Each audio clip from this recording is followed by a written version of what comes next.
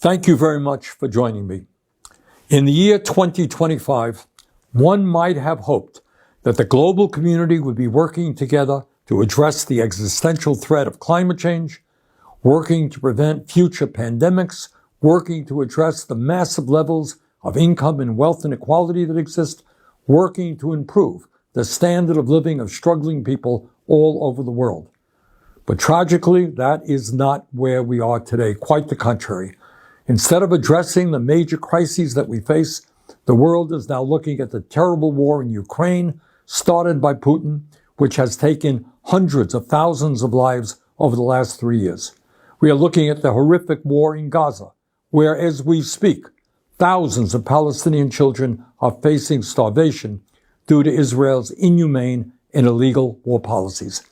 And now we face a dangerous and escalating war in Iran, which was begun in violation of international law by the extremist Netanyahu government. And the main point that I want to make today is that it is absolutely imperative that the United States not be dragged into this war. Let me say a word about how this war began. On Thursday, Netanyahu launched an illegal and unilateral surprise attack on Iran, bombing targets across the country and killing hundreds of people. Iran has responded with attacks of its own, which have killed dozens of people in Israel. Whatever you may think of the corrupt and authoritarian Iranian regime, Israel's attack clearly violated international law and the United Nations Charter. While every country has the right to defend itself, they do not have the right to launch so-called preemptive wars of this kind. But let's remember who Netanyahu is. He is a war criminal under indictment by the International Criminal Court for starving innocent people and killing civilians in Gaza. At this very moment in Gaza, Israel continues to prevent the UN from delivering humanitarian aid. And just today in Gaza, Israeli tanks fired into a crowd desperately trying to collect food, killing at least 59 people. So it should come as little surprise that Netanyahu ignored international law to start this war with Iran.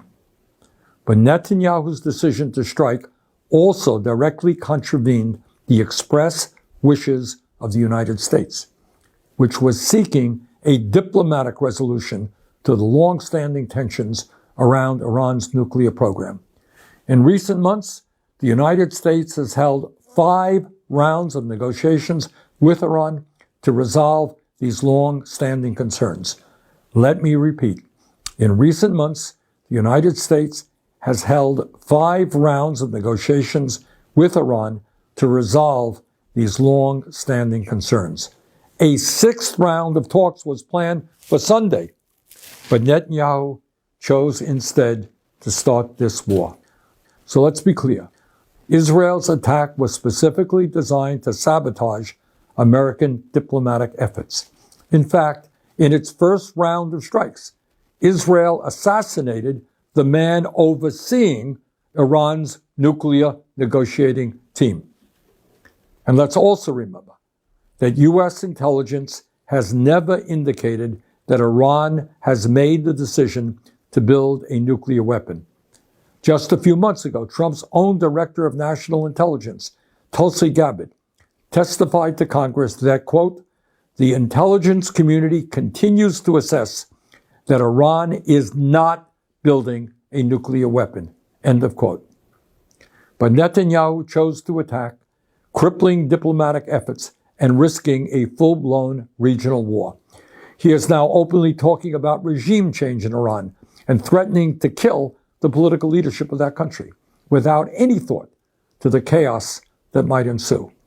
Let's also not forget that the current Islamic regime in Iran is itself the product of a Western-backed coup in 1953 that overthrew the democratically elected government of Iran and replaced it with a corrupt autocrat. The critical question now is whether the United States will get dragged into Netanyahu's war. In my view, that would be a disaster. The United States must not be involved with another Netanyahu war, not militarily or financially. The United States Constitution is crystal clear. There can be no offensive use of military force against Iran or any other country without an explicit authorization from Congress. No such authorization exists, and any U.S. involvement would therefore be illegal. The United States has already provided hundreds of billions of dollars to Israel over the last many decades.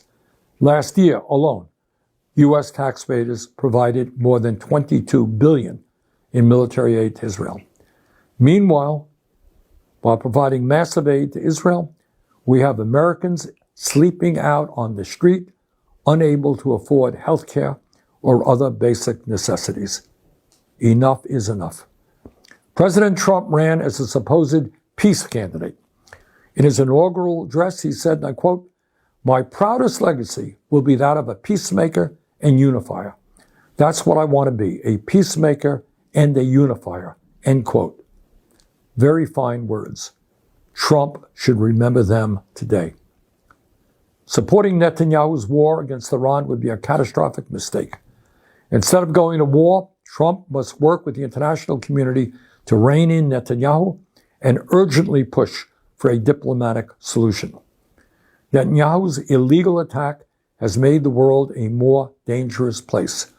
The United States must not be a part of this war. Thank you very much.